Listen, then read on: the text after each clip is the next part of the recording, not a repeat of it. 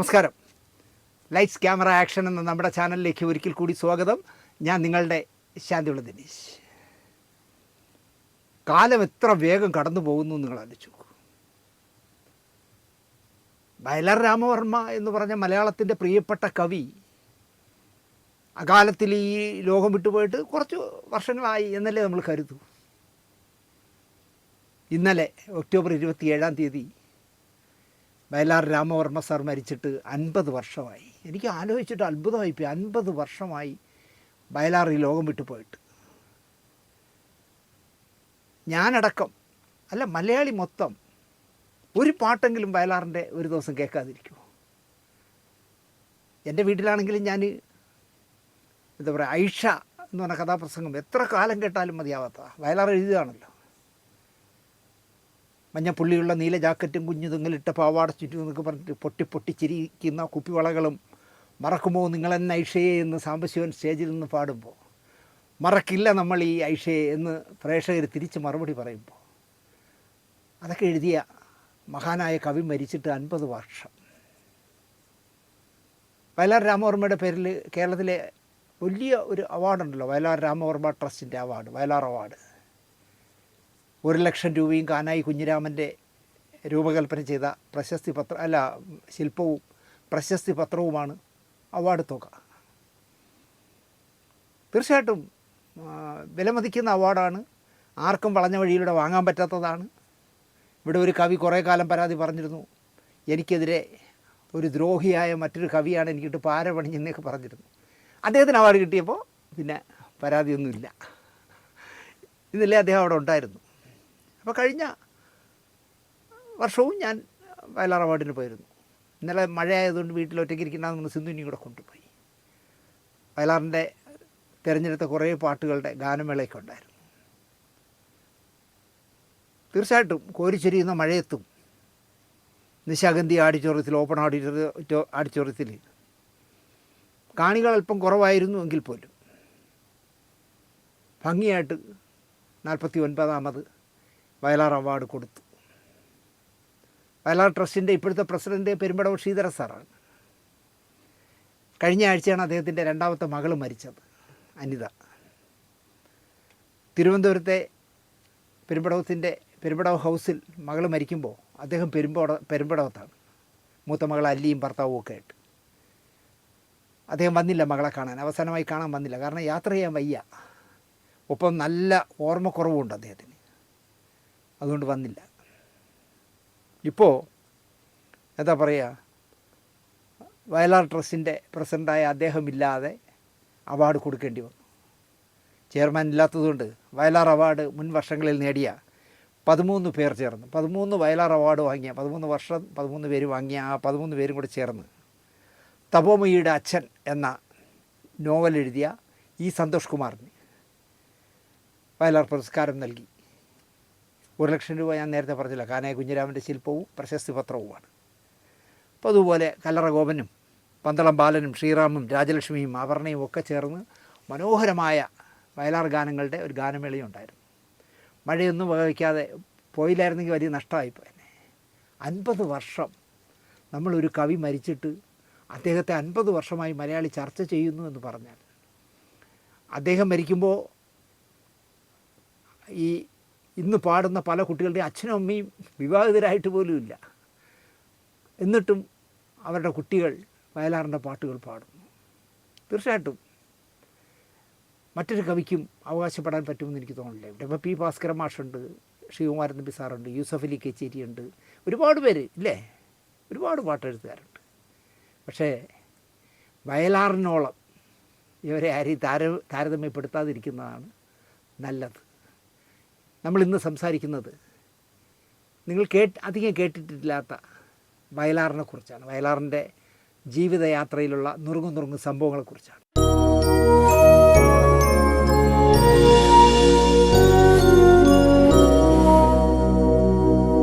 നമസ്കാരം.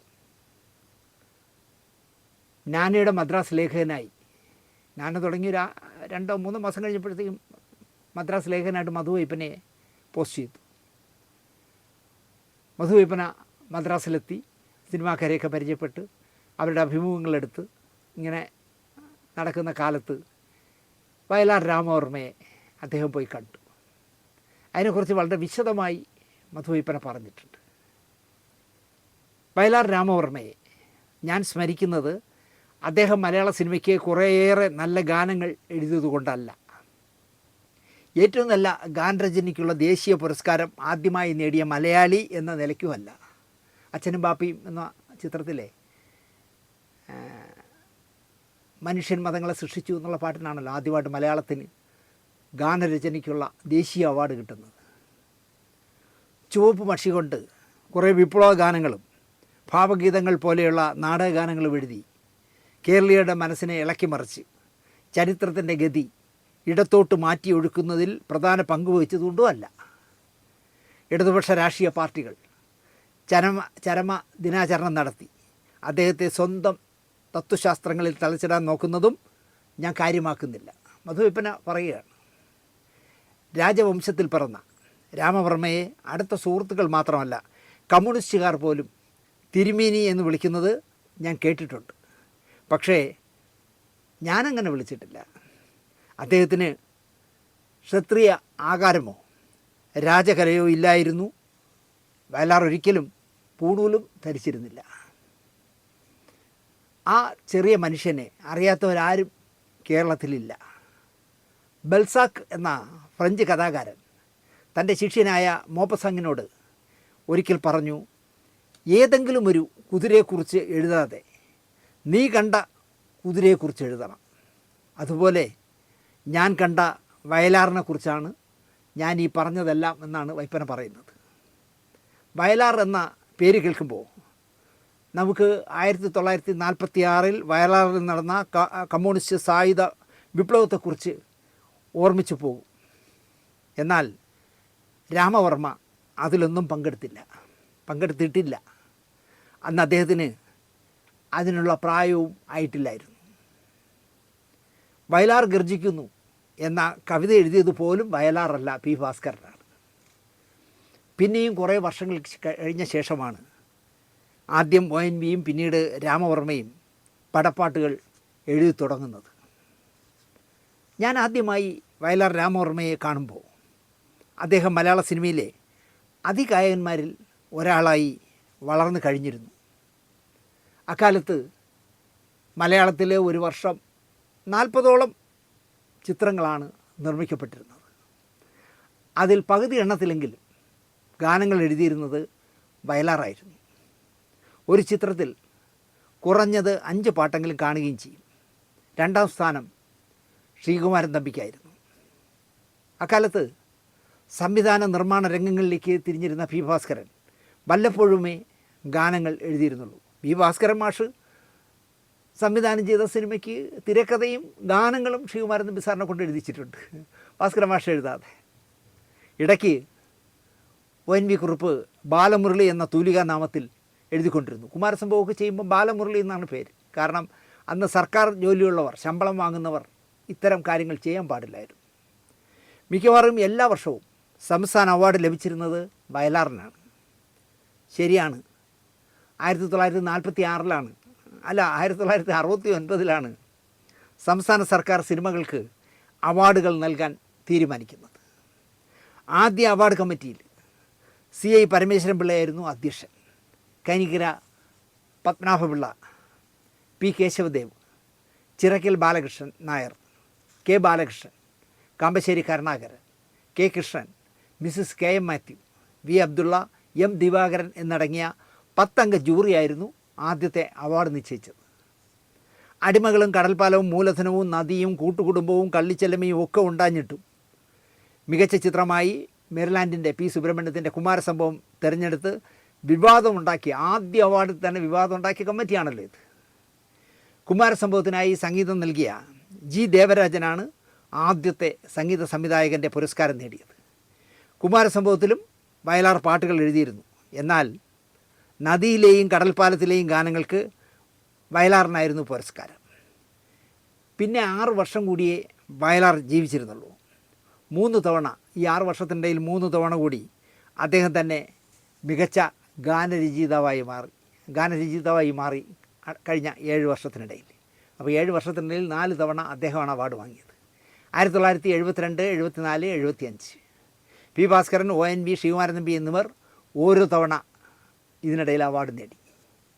കവിതകളിലൂടെയും SSLCക്ക് ഉപപാഠപുസ്തകമായി പഠിപ്പിച്ച പുരുഷാന്തരങ്ങളിലൂടെ എന്ന യാത്രാ വിവരണത്തിലൂടെയും നാടക സിനിമ ഗാനങ്ങളിലൂടെയും മാത്രം അറിഞ്ഞിരുന്ന വയലാർ മദ്രാസിൽ ചെന്ന ഉടനെ അദ്ദേഹത്തെ പറ്റിയുള്ള ചിത്രം അത്ര സുന്ദരമായിരുന്നില്ല.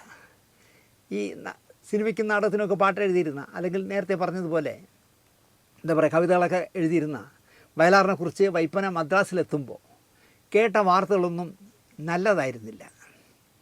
ചില ചിത്രങ്ങളിൽ ഗാനങ്ങൾ എഴുതിയിട്ടുള്ള ഡോക്ടർ പവിത്രൻ വയലാറിൻ്റെ സ്വകാര്യ ജീവിതത്തെക്കുറിച്ചും അദ്ദേഹം ആദ്യമായി എഴുതിയ സിനിമാ ഗാനം പാടിയ ഗായികയുമായിട്ട് അദ്ദേഹത്തിനുണ്ടായിരുന്ന അടുപ്പത്തെക്കുറിച്ചുമൊക്കെ പറഞ്ഞു തന്നതെല്ലാം വിശ്വസിച്ചവനായിരുന്നു മധുവൈപ്പന.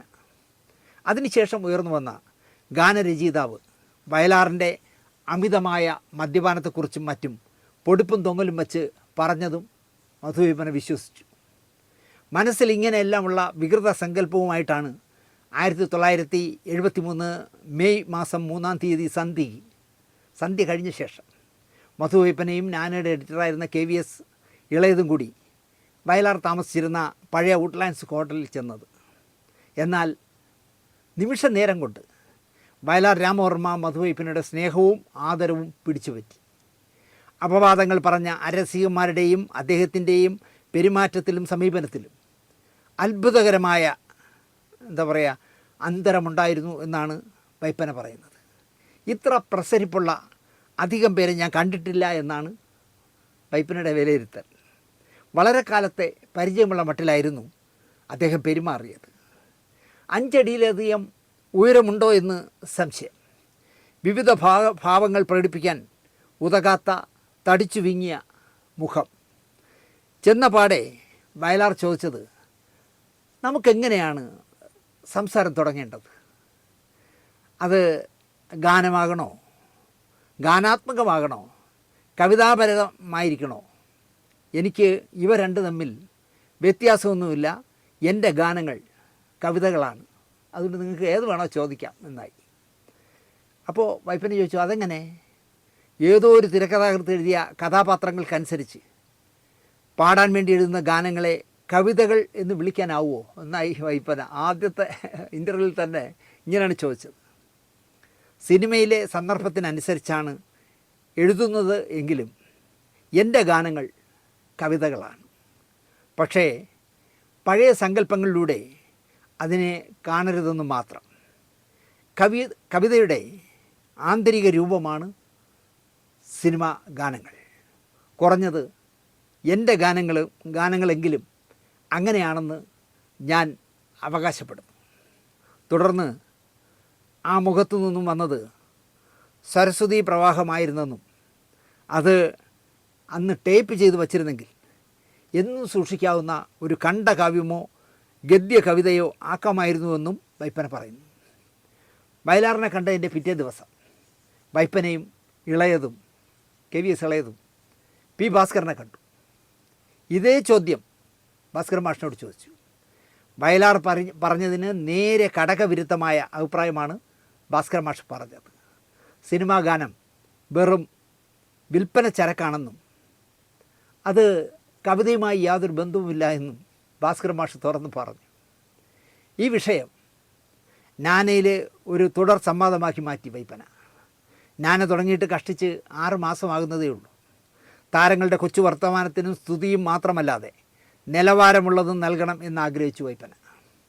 മഹാകവി G. ശങ്കരക്കുറുപ്പ്, മഹാകവി P. Kunhiraman Nair, professor Joseph Mundassery, സാഹിത്യപരഫലം പ്രൊഫസർ M. കൃഷ്ണൻ നായർ, തിരുനെല്ലൂർ കരുണാകരൻ അടക്കമുള്ള കവികൾ, തമിഴ്, തെലുങ്ക്, കന്നഡ സിനിമകളിലെ ഗാനരചയിതാക്കളൊക്കെ നാനയുടെ ഈ ചർച്ചയിൽ പല ലക്കങ്ങളിലായി സഹകരിച്ചു. ഇതോടെ വയലാറും വൈപ്പനയും മാനസികമായി അടുത്തു. വൈകുന്നേരങ്ങളിൽ വയലാറിൻ്റെ ഹോട്ടൽ മുറിയിലേക്ക് വൈപ്പന നിത്യസന്ദർശകനായി. വൈപ്പനയെ നീ എന്നും എടാ എന്നുമൊക്കെ വിളിക്കാൻ വയലാർ ആരംഭിച്ചു. ആ വിളികൾ വൈപ്പന സന്തോഷത്തോടെ സ്വീകരിച്ചു. ഹോട്ടൽ മുറിയിൽ വയലാറുണ്ടെങ്കിൽ ആ റൂം എപ്പോഴും സജീവമായിരിക്കും. ഗായകരാണ് വരുന്നതെങ്കിൽ ദേവരാജ സംഗീതത്തിൽ യേശുദാസ് പാടിയ സാമ്യമകന്നൊരുദ്യാനമേ കൽപ്പകോദ്യാനമേ നിൻ്റെ കഥകളി മുദ്രയാം കമലദളത്തിലൻ ദേവിയുണ്ടോ ദേവി എന്ന ഗാനം ആ ഗായകരെ കൊണ്ട് വയലാർ പാടിക്കും. 1972 പുറത്തു വന്ന ദേവി എന്ന് പറഞ്ഞ സിനിമയ്ക്ക് വേണ്ടി വയലാർ എഴുതിയതാണ്. ഗായകൻ ആരായാലും ശരി, അവർ പാടി തുടങ്ങുമ്പോൾ വയലാർ വരിയുടെ അർത്ഥ തലത്തിൽ നിന്നുകൊണ്ട് കഥകളി മുദ്രകൾ കാണിച്ച് കട്ടിലിരുന്ന് അഭിനയിക്കും. 1973 ജൂൺ 13 ബുധനാഴ്ച ദേശീയ അവാർഡ് പ്രഖ്യാപിച്ചു. 72 അവാർഡുകൾ പ്രഖ്യാപിച്ചു. മുൻ വർഷത്തെ മികച്ച ഇന്ത്യൻ ഗാനരചയിതാവായി വയലാറിനെ തിരഞ്ഞെടുത്തു. ചിത്രം ഞാൻ നേരത്തെ പറഞ്ഞു, അച്ഛനും ബാപ്പയും. മനുഷ്യൻ മതങ്ങളെ സൃഷ്ടിച്ചു, മതങ്ങൾ ദൈവങ്ങളെ സൃഷ്ടിച്ചു, മനുഷ്യനും മതങ്ങളും ദൈവങ്ങളും കൂടി മണ്ണ് പങ്കുവച്ചു, മനസ്സ് പങ്കുവച്ചു എന്ന ഈ ഗാനം പാടിയ യേശുദാസിനും കിട്ടി ആദ്യത്തെ നാഷണൽ അവാർഡ്. നമുക്കൊരു വലിയ ന്യൂസ് റീഡർ ഉണ്ടായിരുന്നു. ഞാൻ ഒരു എപ്പിസോഡ് ചെയ്യാൻ പോവുകയാണ്, മാവേലിക്കര രാമചന്ദ്രൻ എന്ന് പറഞ്ഞിട്ട്. അദ്ദേഹം ഈ പറയുന്ന ജൂൺ 13 ബുധനാഴ്ച വൈകുന്നേരം ഡൽഹിയിൽ നിന്ന് മലയാളം വാർത്ത വായിച്ചപ്പോൾ മലയാളി മുഴുവൻ അപ്പോഴാണ് അറിയുന്നത് വയലാർ രാമവർമ്മയ്ക്ക് അച്ഛനും ബാപ്പയും എന്നുള്ള ചിത്രത്തിലൂടെ ദേശീയ പുരസ്കാരം കിട്ടിയെന്ന്. അടൂർ ഗോപാലകൃഷ്ണനും മങ്കട രവിവർമ്മയ്ക്കും ശാരദയ്ക്കും ആ വർഷമായിരുന്നു ദേശീയ അവാർഡ് ലഭിച്ചത് സ്വയംവരത്തിലൂടെ.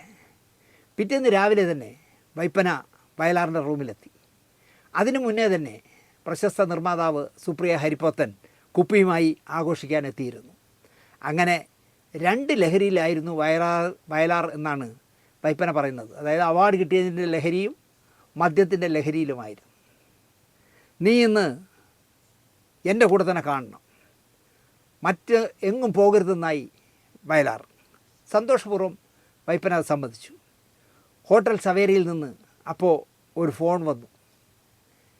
നമ്മുടെ എന്താ പറയുക, ചെമ്മീനടക്കം മനോഹരമായ പാട്ടുകൾ നൽകിയ സലിം ചൗധരിയാണ് വിളിക്കുന്നത്. അങ്ങോട്ട് ചെല്ലാൻ പറഞ്ഞു, ഹോട്ടൽ സവേരിയിലേക്ക് ചെല്ലാൻ സലിം ചൗധരി പറഞ്ഞു. വയലാറും വൈപ്പനയും കൂട്ടി അങ്ങോട്ടായി യാത്ര. അക്കാലത്ത്, അതായത് 53 വർഷം മുമ്പ്, മദ്രാസിൽ ടാക്സിക്കാരൻ്റെ മിനിമം ചാർജ് എന്ന് പറയുന്നത് 60 പൈസയാണ്. സവേരയിലേക്ക് പോകാൻ, ഇദ്ദേഹം താമസിക്കുന്നിടത്തു നിന്ന് സവേരയിലേക്ക് പോകാൻ 60 പൈസ കൊടുത്ത് മിനിമം കൂലി കൊടുത്താൽ മാത്രം മതി.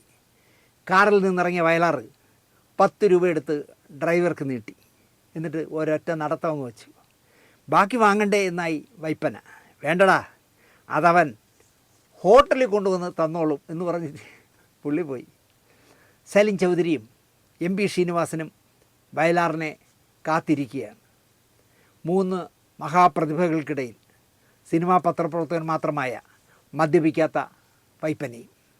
3 കമ്മ്യൂണിസ്റ്റുകൾ എന്ന് പറയുന്നതായിരിക്കും ശരി. അവിടേക്ക് സംവിധായകൻ ഭീം സിംഗ് എത്തി. ഉത്തരേന്ത്യക്കാരനാണല്ലോ ഭീം സിംഗ്, നമ്മുടെ സുമാരി ചേച്ചിയുടെ ഭർത്താവ്. ഭീം സിംഗിനെ കണ്ടതും വയലാർ കൂളായി പറഞ്ഞു, I must kill somebody today, not സലിന്ദ, നോട്ട് MBS, നോട്ട് മധു. അപ്പോൾ ബാക്കിയുള്ളത് ഭീം സിംഗ് എന്ന ഉത്തരേന്ത്യക്കാരൻ മാത്രമാണ്. സ്ഥലം പന്തിയല്ല എന്ന് തോന്നിയപ്പോൾ ഭീം സിംഗ് പതുക്കെ സ്ഥലം വിട്ടു. അപ്പോൾ അടുത്ത ആളെത്തി. വയലാറിൻ്റെ കടുത്ത ആരാധകനാണ്. ഒരാൾ അദ്ദേഹത്തെ കാണാൻ വന്നു. തടിച്ച ഒരു മധ്യവയസ്കൻ, ആലുവക്കാരനാണ്, സ്വന്തമായി സ്വർണ്ണക്കട നടത്തുന്ന ആളാണ്. ഇന്നലെ വൈകുന്നേരം റേഡിയോയിൽ വാർത്ത കേട്ട ഉടനെ ആലുവയിൽ നിന്ന് വിട്ടതാണ് മദ്രാസിലേക്ക്. സന്ധ്യയ്ക്ക് എത്തിയിരിക്കുകയാണ്. അദ്ദേഹത്തിൻ്റെ പേര് ചീരൻ. ചീരൻ മുണ്ടിൻ്റെ മടിക്കുത്തഴിച്ചു. അയാൾ ഒരു കടലാസ് പൊതി മടിയിൽ നിന്നെടുത്തു. എന്നിട്ട് ബഹുമാനപൂർവ്വം അത് തുറന്നു. തൻ്റെ പ്രിയപ്പെട്ട കവിക്ക് കൊടുക്കാൻ ഒരു സമ്മാനം കൊണ്ടുവന്നിരിക്കുകയാണ്, ഒരു വലിയ സ്വർണ്ണമാല. ചുരുങ്ങിയതൊരു 10 പവൻ വരാമെന്ന് വൈപ്പനയ്ക്ക് തോന്നി. അയാൾ ആ മാല വയലാറിൻ്റെ കഴുത്തിൽ അണിയിക്കാനായി കുനിഞ്ഞു. എനിക്ക് സ്വർണം വേണ്ട. ഇടലും തടയലും ഒക്കെയായി ചെറിയൊരു ഗുസ്തി തന്നെ നടന്നു എന്നാണ് വൈപ്പന പറയുന്നത്. അത് അവസാനം ചീരൻ കരയുന്നതിലേക്ക്, ആരാധകൻ കരയുന്നതിലേക്ക് എത്തി. കൂടെയുള്ള മൂവരും വയലാറിനോട് തടയുന്നത് ശരിയല്ല, അദ്ദേഹം മാല ഇടട്ടെ എന്നായി. പിന്നെ വേണ്ടെങ്കിലേ പിന്നെ നമുക്കതങ്ങ് ഊരി മാറ്റാമെന്നേ, ഇപ്പോൾ എന്തായാലും അയാൾ ആരാധകൻ ഇടട്ടെ എന്നായി 3 പേരും.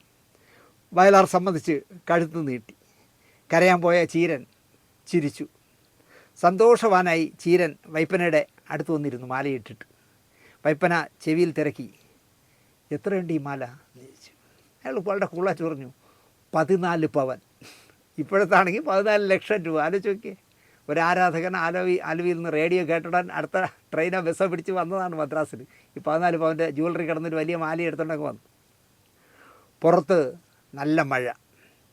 വയലാർ ബൈബിളും ഖുറാനും കാളിദാസനും ഒക്കെ പുറത്തേക്കെടുത്തു.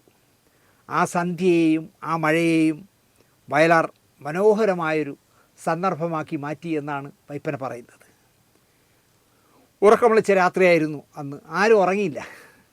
ഈ അവാർഡ് നിരസിക്കാമോ എന്ന് വൈപ്പന ചോദിച്ചു. എന്തിന്? ബൂർഷ്വാ സർക്കാർ തരുന്നതല്ലേ. അതെങ്ങനെയാടാ മധു, 5000 രൂപയില്ലേ എന്ന് വെച്ചാൽ. അവാർഡല്ല പ്രശ്നം, അതിൽ 5000 രൂപ കിട്ടില്ലേ എന്നാണ് സത്യസന്ധമായ മറുപടി എന്നാണ് വൈപ്പന പറയുന്നത്. കുറേ നാൾ കഴിഞ്ഞ് വൈപ്പന ആ ചീരം കൊണ്ടിട്ട മാലയെപ്പറ്റി തിരക്കി. അന്നത്തെ മാല എവിടെയെന്ന് ചോദിച്ചു. കഴുത്തിൽ മാലയൊന്നുമില്ല. എടാ, അവൻ എന്നെ പറ്റിച്ചു, അത് ചെമ്പായിരുന്നു എന്നാണ് വയലാർ പറഞ്ഞത്.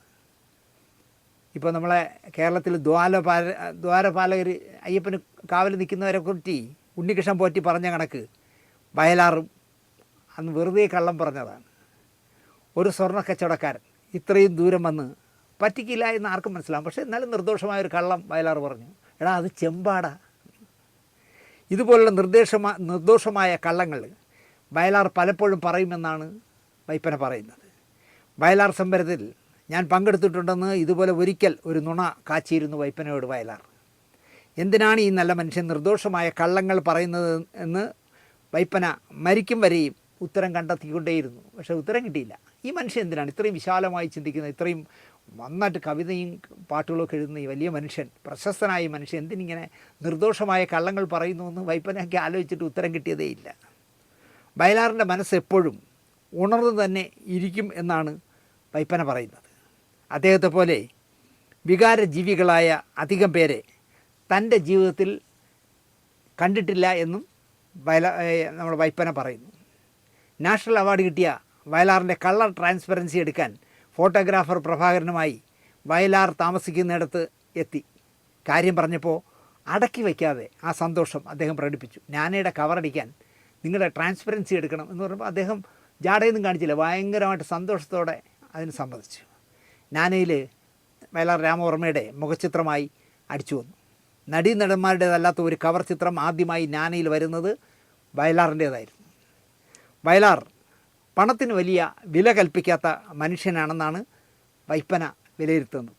അതിൻ്റെ കഷ്ടപ്പാട് പിന്നെ വയലാർ ശരത്ചന്ദ്രവർമ്മയും അമ്മയും 3 പെങ്ങളുമാരും അമ്മുമ്മയൊക്കെ അറിഞ്ഞിരുന്നു എന്നുള്ളതാണ് സത്യം. വയലാറിനെ നന്നായി പഠിച്ച ചതിയന്മാരായ സിനിമാക്കാരിൽ പലരും കുപ്പിയിലിറക്കി വയലാറിനെ എന്നാണ് പച്ച പരമാർത്ഥം. അത് നിരസിക്കാനുള്ള മനോബലം വയലാറിനുമില്ലായിരുന്നു. മലയാള നാട് എസ്.കെ. നായർ, സംവിധായകൻ പി.എൻ. മേനോൻ, മലയാറ്റൂർ രാമകൃഷ്ണൻ, മദ്രാസിലെ വ്യവസായിയായ എ.കെ. ഗോപാലൻ, പിന്നെ നിരന്തരം സിനിമകളെടുത്ത നിർമ്മാതാക്കൾ മുതലായവർ ഇതിൽ വലിയ പങ്ക് വഹിച്ചു. അതായത് വയലാറിനെ ഒരു നല്ല കുടിയനാക്കുന്നതിൽ ഇവരെല്ലാം നല്ല പങ്ക് വഹിച്ചു എന്നാണ് വൈപ്പന പറയുന്നത്. എന്നാൽ നമ്മളെല്ലാത്തിലും വിമർശിക്കുന്ന കുഞ്ചാക്കോയും അപ്പച്ചനും പ്രതിഫലം വയലാറിൻ്റെ കൈ കൊടുക്കാതെ വീട്ടിലെത്തിക്കാൻ എന്നും ശ്രമിച്ചിരുന്നു. 1973 സ്വപ്നം എന്ന ചിത്രത്തിലെ ONV.യുടെ ഗാനങ്ങൾ 5 ഗാനങ്ങളുണ്ടായിരുന്നു. 5ഉം നല്ല ശ്രദ്ധേയങ്ങളായിരുന്നു. കാണാക്കുയിലേ പാടു പാടു നീ എന്നുള്ള പാട്ട് അറിയാലോ, കാവുകൾ പൂത്തു, താഴ്വരയാകെ താഴമ്പൂ ചൂടി എന്ന് പറഞ്ഞ് ജാനകി അമ്മ പാടിയ മനോഹരമായ പാട്ടാണ്. സൗരയുധത്തിൽ വിടർന്നൊരു കല്യാണ സൗഗന്ധ്യമാണിനി ഭൂമി എന്ന് പറഞ്ഞ വാണി ജയറാമിൻ്റെ പാട്ട്. മാനേ മാനേ വിളി കേൾക്കൂ, മലവാക പൂത്ത വഴി നീളെ, മഞ്ഞു കുളിര് പെയ്യുന്ന വഴി നീളെ എന്നുള്ള യേശുദാസിൻ്റെ പാട്ട്. നീ വരൂ കാവ്യ ദേവതേ, നീലയാമിനി തീരഭൂമിയിൽ എന്നുള്ള യേശുദാസിൻ്റെ പാട്ട്. എല്ലാം 5 പാട്ടും നല്ല ഹിറ്റായിരുന്നു. ആ വർഷത്തെ സംസ്ഥാന അവാർഡ് എന്താ പറയുക 73 ONV കുറിപ്പിന് ലഭിച്ചു. കണ്ടോ ആൺപിള്ളേർ അവാർഡ് കൊണ്ടുപോയത് കണ്ടോ എന്ന് വൈപ്പനെ ചുമ്മാ വയലാറിനെ ഒന്ന് ചൂടാക്കാനായിട്ട് വച്ച് കാച്ചി. അവനും ഇരിക്കട്ടടാ ഒരു അവാർഡ്, എല്ലാ കൊല്ലവും എനിക്ക് മാത്രം കിട്ടിയാൽ മതിയോ? ഇതായിരുന്നു നിറഞ്ഞ മനസ്സുള്ള വയലാറിൻ്റെ മറുപടി. കവികൾ പൊതുവെ അസൂയാലുക്കളാണ്. മറ്റു മിക്ക ഗാനരചയിതാക്കളും വയലാറിനോട് കടുത്ത അസൂയായിരുന്നു എന്നാണ് വൈപ്പന പറയുന്നത്.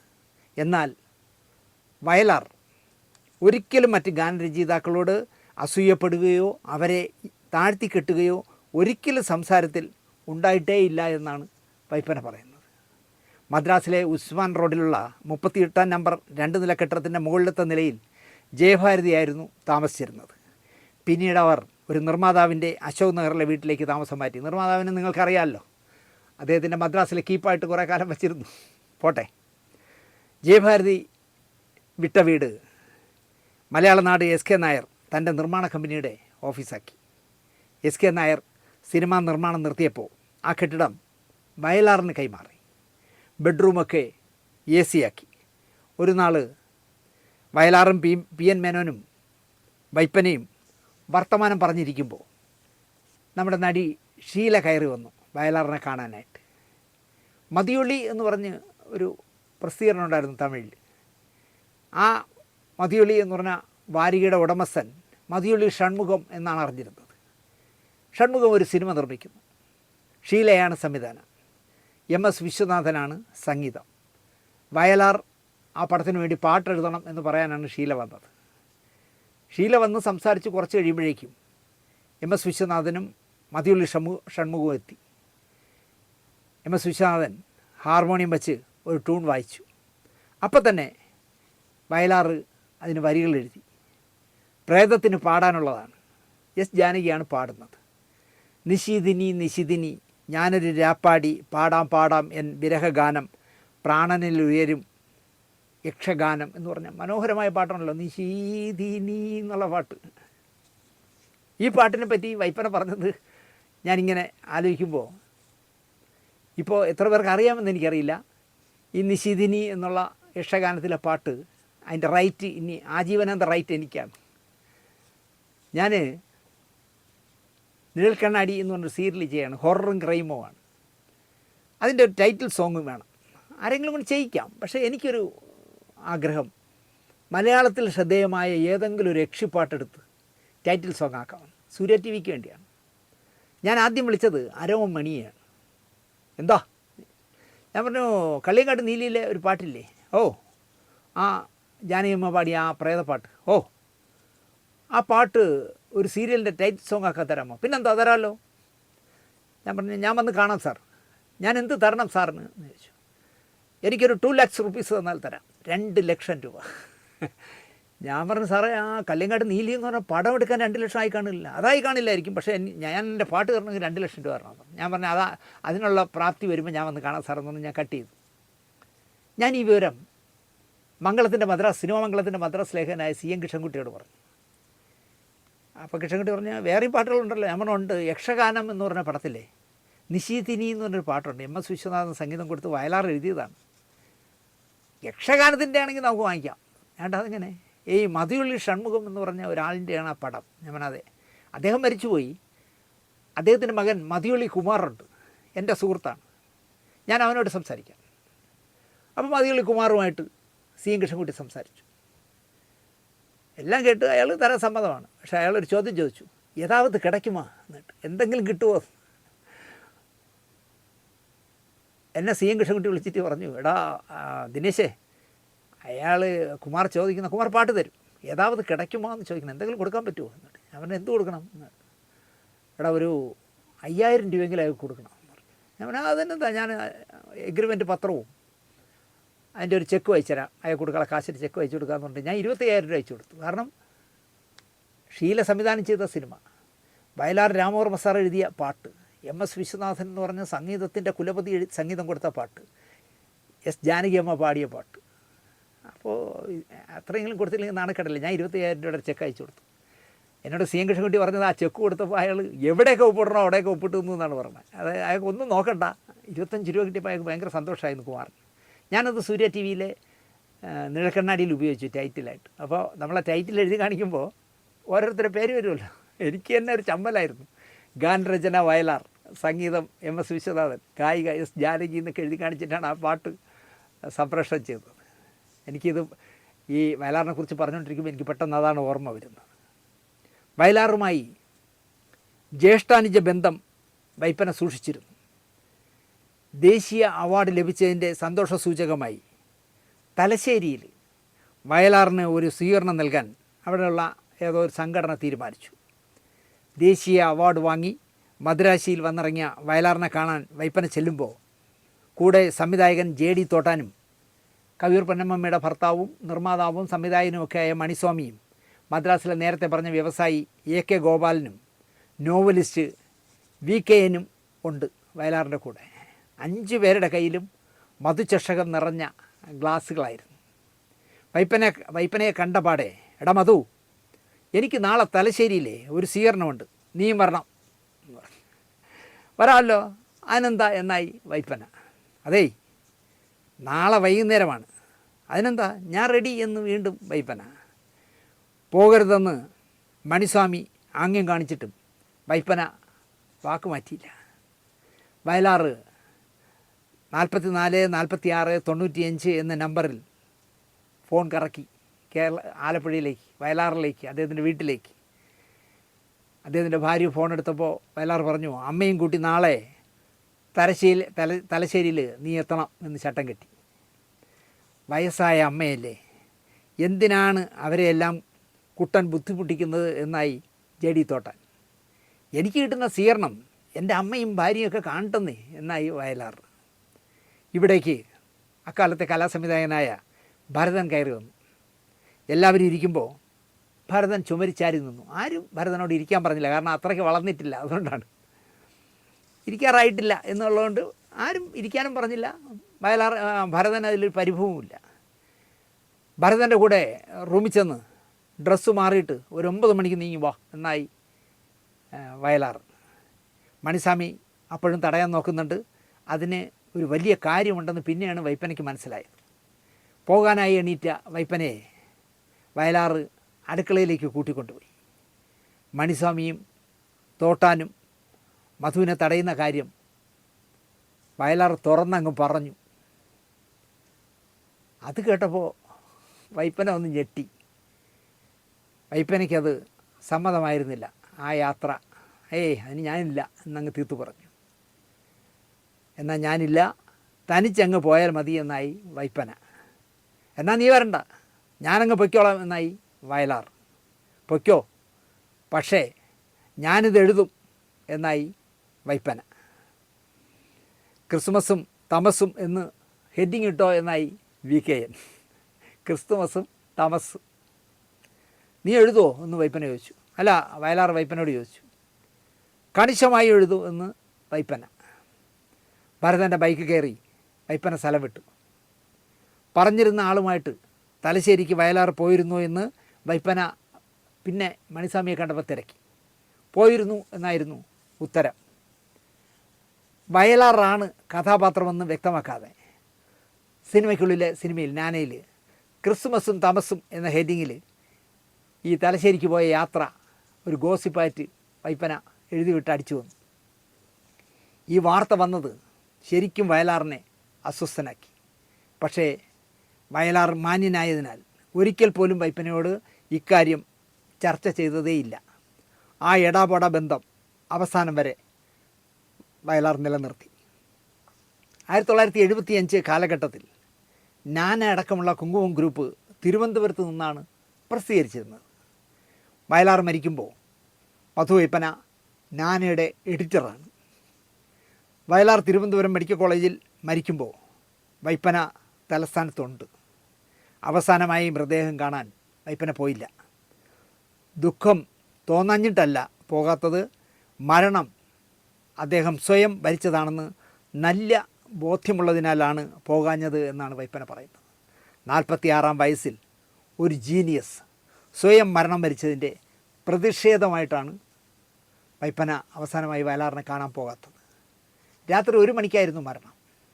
അതുകൊണ്ട് തന്നെ മനോരമ, മാതൃഭൂമി, കേരളകൗമുദി മുതലായ പ്രധാന പത്രങ്ങളിലൊന്നും വയലാറിൻ്റെ മരണം പ്രസിദ്ധീകരിക്കാനായില്ല. നസീർ സാറിനും അതേ അബദ്ധം പറ്റി. നസീർ സാർ വെളുപ്പാങ്കാലത്ത് മരിക്കുമ്പോൾ എല്ലാ പത്രങ്ങളുടെയും ലാസ്റ്റ് എഡിഷൻ അടിച്ചു പോയിരുന്നു. കേരളകൗമുദിയുടെ മദ്രാസ് ലേഖകനായി, പിന്നെ ഇന്ത്യ ടുഡേയുടെ എഡിറ്ററായ പി കെ ശ്രീനിവാസൻ മദ്രാസിൽ വിജയ ഹോസ്പിറ്റൽ ഉണ്ടായിരുന്നതുകൊണ്ട് ആ പേജ് റെഡിയാക്കി വയ്ക്കാൻ പറഞ്ഞിട്ട് പ്രിൻ്റ് ചെയ്യാതെ കാത്തിരുന്നു. നസീർ സാർ പോയി എന്നറിഞ്ഞപ്പോൾ അപ്പം തന്നെ വിളിച്ചു പറയുകയും കേരളകൗമുദിയിൽ മാത്രം നസീർ സാർ മരിച്ചത് ആ ദിവസം തന്നെ അടിച്ചു വന്നു. ബാക്കി എല്ലാ പത്രങ്ങളിലും പിറ്റേ ദിവസമാണ് വന്നത്. അതുപോലെ വയലാർ രാത്രി മരിച്ചതുകൊണ്ട് മനോരമയ്ക്കും മാതൃഭൂമിക്കും കേരളകൗമുദിക്കൊന്നും ആ വാർത്ത കൊടുക്കാൻ കഴിഞ്ഞില്ല.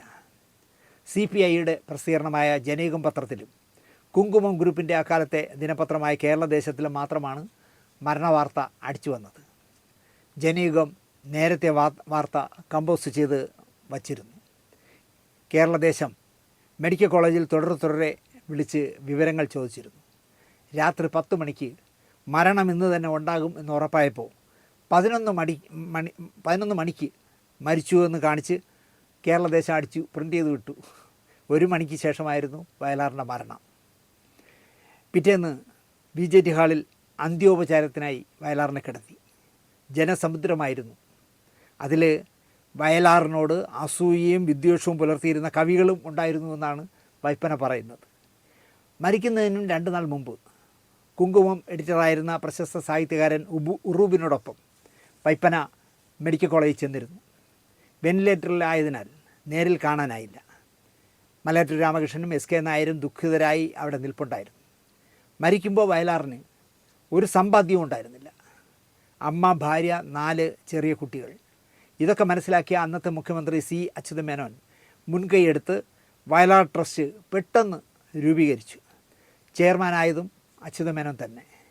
മലയാറ്റൂർ, SK നായർ, മദ്രാസിലെ കോൺട്രാക്ടറായ AK ഗോപാലൻ എന്നിവർ 50,000 രൂപ വീതം ഈ ട്രസ്റ്റിലേക്ക് ആദ്യത്തെ സംഭാവനയായി ഇട്ടു. സർക്കാർ ലെവലിൽ തന്നെ പിരിച്ച് 5 ലക്ഷം രൂപ സംഘടിപ്പിച്ചു. 2.5 ലക്ഷം രൂപ വയലാറിൻ്റെ കുടുംബത്തിന് നൽകി. ആലോചിച്ച് നോക്കുക, 50 വർഷം മുമ്പാണ് 2.5 ലക്ഷം രൂപ കൊടുത്തു. ബാക്കി ബാങ്കിലിട്ടു.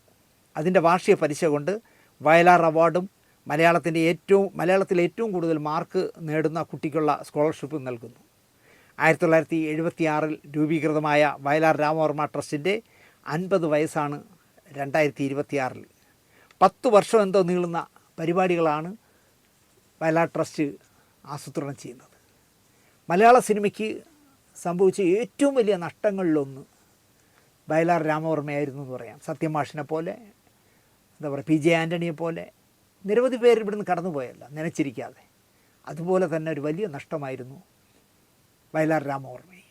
ഇന്നലെ കല്ലറ ഗോപൻ അവിടെ നിശാഗന്ധിയിൽ പാടി ചന്ദ്രകളഭം ചാർത്തി ഉറങ്ങും തീരൂ എന്നുള്ള ആ പാട്ടിൽ ഇനിയൊരു ജന്മം തരുമോ എന്നൊക്കെ ചോദിച്ചുള്ള ആ പാട്ട് കേട്ടുകൊണ്ടിരിക്കുമ്പോൾ ഞാൻ അനശ്വരനായ നമ്മുടെ മഹാകവിയെ ഓർക്കുകയായിരുന്നു. വയലാർ രാമവർമ്മയെക്കുറിച്ച് ഒരുപാട് കൊച്ചു തമാശകൾ പറയാവുന്ന ഒരുപാട് കഥകളുണ്ട്. അത് ഇനിയൊരിക്കൽ പറയാമെന്ന് പറഞ്ഞു നിർത്തുന്നു. നന്ദി, നമസ്കാരം.